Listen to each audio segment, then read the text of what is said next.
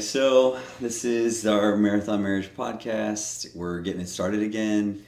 We had an intentional break, a lot of life stuff A happening, lot of life stuff. and now we're really just getting intentional about sharing what we've experienced in marriage, our successes, our struggles, successes with kids, struggles with kids, some of the failures that we're learning through, and all that. And it's really the what we're here for, right? Yeah. Is encouraging marriages and again, just sharing with them from what we've experienced and what we've read, and then just putting all that together and just having conversations together, Yeah. right? Yeah.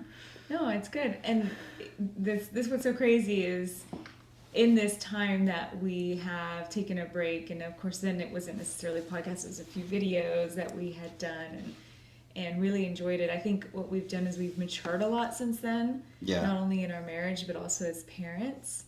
I think in that time we've had Max, we've rebuilt a house or built a house basically, Yeah. and just like a lot of different things have happened from a ministry perspective with some things that we're doing in the marriage ministry, and then overall just life happening. So lots of cool things. And it just makes me want to just talk about like why we believe God put us together. That's Yeah. really what I want to start with, like that meat, that core of us, and how you kind of come to that. It's very hard to just know. I mean, I'm sure there's some couples out there that like, oh man, I know exactly why God put us together. That wasn't the case for us. It really took us some years, I would say, to really figure Yeah. out why God put us together. What's he going to do in our lives? Because he's still working through us Yeah. to mature and still maturing in different areas. And I would say one thing that I think about when it's why God put us together, it's to encourage and equip marriages and to change generations. If you change a marriage, you change generations. Yeah, it's No. absolutely true. And that's something that I know we believe, that we talk to other couples about. But I think, for us, absolutely, that God has given us such grace to be able to do what we do and in the position Yeah. that we get to do it in, and not have to have this sense of like what is my purpose in the ministry. It kind of came upon us really, but I think especially whenever we and we'll talk a little bit more about kind of our story in another episode For sure. but just for now to really think through just kind of if you think about our pasts and the way that we have grown up, or just what's been modeled to us, some of it has been tremendous, but some of it has also been, wow, I see that, but I would like more for us. Absolutely, that has been the case. And I know that that is what we try to really instill in other couples, that if you can change your marriage, you can change a generation. And that also goes for people who are remarried, maybe getting married later in life, because they have now become an example to those around them and to their own children, whether that be younger children or adult children by that point. And I know for us that means, our younger children, because we're the only people we've been married to. But to be able to say, hey, in our marriage, we're going to be together and divorce is not going to be an option. And we're going to hold each other accountable to make sure that each of us, individually and together, are doing the things that we need to be doing in our marriage to serve one another, to love one another, such that divorce will not become an option. Yeah. You know what I mean? Like Yeah. we won't have the circumstances under which most people are getting divorced. Yes. And so through all of that, we're really trying to stick to the vows, right? That we said before God, and through the thick and the thin, and the mature or poor, and all the things, which can be a challenge, but we're absolutely doing that and changing a generation. Oh yeah, and it's like once you come to that, you put that flag or that stake in the ground that says we're not going to get a divorce. What then you have to realize is like, okay, well, how are we going to make that happen? And for us, that was a thing. We decided, okay, no divorce. Divorce is going to be an option. So we ran to be honest, we ran to the church. A lot of my family background and uncles, aunts, even my own parents, they weren't together. They had divorce in their lives, and so it was hard to go to them because they weren't necessarily an example I would have considered first. Yeah. And it was tough, you know, because we're also not in the cities in which we grew up, and all our family was in different cities. That's right. And it's hard. And so I just, to some degree, took it upon myself, like, hey, well, just go with me to this one couples class. And that's really where it started, because that was my, okay, I know I don't want that. Yeah. I know my why. I don't want to end up like that. I saw, you know, I was a product of a broken home, broken marriage. Yeah. And I didn't want that for me and for my future. And so the only thing I could think of was like, okay, well, there's this couples class. There's this church that we go to, and they have this class. We just go with me. And that was my moment of putting that stake in the ground to figuring out how I can do this. Yeah. And that was really, I think that was a moment that we look to often as the beginning, the catalyst for change. Yeah. And it's like, you know, and why now, right? Like, why now are we deciding to bring this back up? Why are we deciding to start putting our marriage podcast in our schedule again and making it a point to share what we're learning and how we're growing? Like, why are we doing that? Why? Yeah. Yeah. So why? I for some of the reasons we just talked about, right? Because I know that there are other marriages that are struggling. You know, we see it in the church, and that's where we're at a lot of times. You know, that's where our friends are. We see it a lot outside of the church too. And I think that no matter whether you are a churchgoer, you're a Christ follower, believer or not, that there are some principles that God has put into place. And whether people know it's God principles or not, they're biblical. And that there's some very kind of basic things, and that is you know, what marriage is and how it's just being attacked so greatly. And we know that some of the biggest blessings that the Bible offers is to those in a union, in a married couple. And so it's tremendous to see how, you know, that can really, again, change a family when people see it in that way and have those blessings. But then how sad on the flip side to see the turmoil and what happens through divorce and all that is wreaking havoc on our society, on our families, on our children, and therefore on our generations. And so I think we're here to take a stand to say, like, if we can help it with people around us, with our friends, with our family, with those that are listening, that we would be able to say, no, like there are some things that we're going to get into that are very real, that are very raw, but that's what we need. We need people to stop being like, oh, you know, you're just, you know, just go and do a bunch of date nights and have a lot of fun. And, you know, no, I mean, we need real substance, like things like food to eat. Like we can't be drinking milk, right? We need absolutely full substance. And in this world today, people are suffering. There are marriages that are dying from the inside out. And a lot of apathy towards each other and towards their marriage, and then, you know, kind of digging in and ensuring that their children's futures and lives are great, but their own marriages are just crumbling. And that is so sad, right? Because at the end of the day, it's, you know, the best marriages are where two are together serving each other, but they're best friends. Yeah. Like, you are my very best friend. It was not always this way, but it absolutely is this way. And I want so many other people to be able to experience that too. Like, we are not perfect. Folks will see that over time. Absolutely not perfect. And nor are we here to try to be brother and sister wonderful at all. I'm so tired of that. I'm so tired of seeing podcasts where it's just like brother and sister wonderful that grew up in the church, and I'm not throwing shade on anybody. I think it's beautiful and how wonderful that is the case. Because there's a lot of podcasts that we do listen to. Absolutely, across the spectrum, and I think that there's beauty in all of that, and everybody's relationship is different. But I think for me, I am so grateful that we have a different story, because a lot of people have a different story that also looks like ours.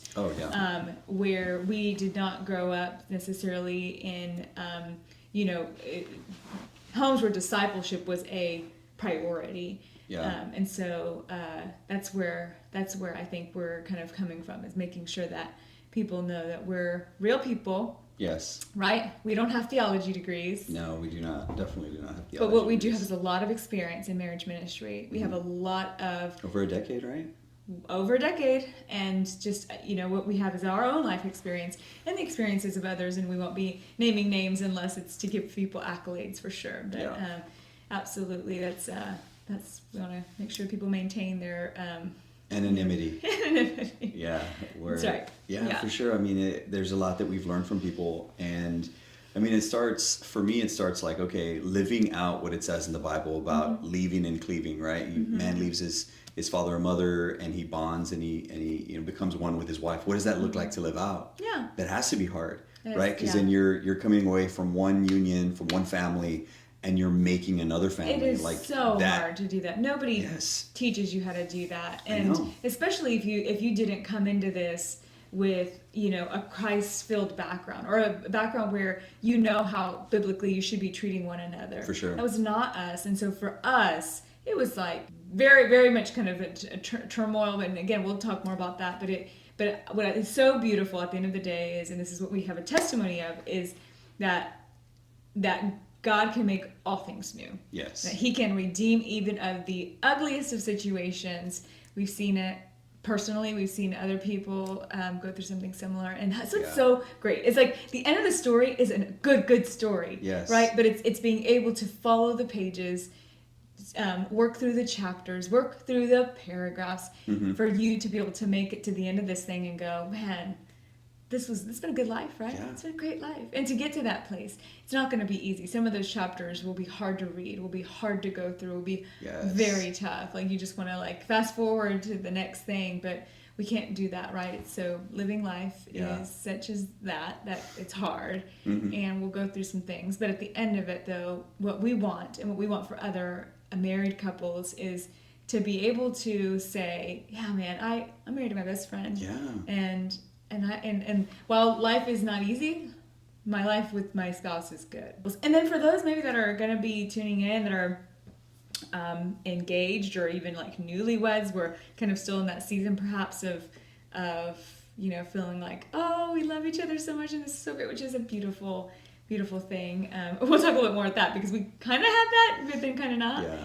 But absolutely, for those that are not married yet, to come in, get some wisdom in advance. How amazing to do that. And I give those people lots of accolades because, man, preparing yourself in advance, becoming the spouse that you want to be and you need to be before even becoming a spouse. Oh, that is to be commended for sure. Yeah, and that's what you just said, love, is exactly why we call our marriage, and we themed it Marathon Marriage. Marathon Marriage. So we're avid marathon runners. That's right. We love running, and for all those who think we're wild and crazy for running marathons, so be it. Yeah, so be it. We love it, but it's the play on words, right? It's a play on words. It's a play on words, and just like you mentioned, the newlyweds, the engaged, or really the engaged, and those dating, like seriously dating or pursuing each other and engaged, there's training to begin the race, right? And so that's what there's the marathon theme analogy is just such an easy carryover and playover when it comes to marriages, because you do got to train, right? And sometimes you're training solo because you don't know who your running partner's going to be, right? Because there are marathons out there in which you do train together, and so there's some people who may be single right now, and you may be listening to this and you're thinking, well, how could this be of value to me? But I think, to be honest, you do know, like, you do want to be the spouse of, like, you want to prepare yourself to be the spouse of your spouse's dreams. That's right. Even though you don't know him yet. Yes. And so that's why this is good to listen to now. So you can be training for that. And then so when you do find that person you can train with to be ready for the race, you can be ready to go. And then plus, every marriage has multiple walls they go through once they start the race. Yeah. Marathon, they often call mile 18, but I bet there are some people out there going through the wall at mile 2, mile 10, mile 18, mile 25. That's right. And right before the end. right before the end. But Yeah. I think what you'll find if you just persevere through those moments, sometimes it is, the Bible talks about it, long suffering. And it's so hard to have long suffering. Long, not short suffering. You suffered with me and my Sometimes we want to issues. suffer short. Yeah. We want to suffer in a short way. Like, I'm done here. I'm done. Versus long suffering. Yeah. And that is hard. Yes. I think we gloss over that. It's a fruit of the Spirit where we're just like, love, patience, kindness, goodness, faithfulness, gentleness, and self-control. But it's, and again, some people take it and they say long suffering. And I think long suffering is, we want to gloss over it. Oh, we yeah. want that to be one of the fruits of the Spirit. We want it to just not Love, even be there. peace, patience. Love. Mm-hmm. Like for me, what I'm working on right now is being more gentle. Like it's living out the husbands love your wives as Christ loved the church. That love, that's gentle. Like love isn't like mean. Yeah. Love isn't a yell, right? And That's love right. it, and it's hard. It's not a harsh response. It's not a harsh criticism where you kind of like flinch when they're talking. Mm-hmm. And we've had those moments, and that's what I'm working on. And Yeah. then I think that's the reality of sharing in this podcast is we're going to be real, and we're going to talk about those real things. We're going to talk about what it takes to live out your marriage in a Christ-like way. Yeah. And the podcast is for engaged newlyweds. It's for couples that have been married for a long time, couples that maybe are from different marriages coming together in a new marriage, Yeah, blended families, blended that kind of thing. families, all that. Yeah, even though that is not our current situation, No. I think that there, again, going back to what I was saying earlier, there are some truths. And whether people know they're biblical truths or not, that's some of the stuff we'll be talking about. And so truth, it cuts through and it surpasses your circumstances. Because Yeah. truth is truth is truth is truth, right?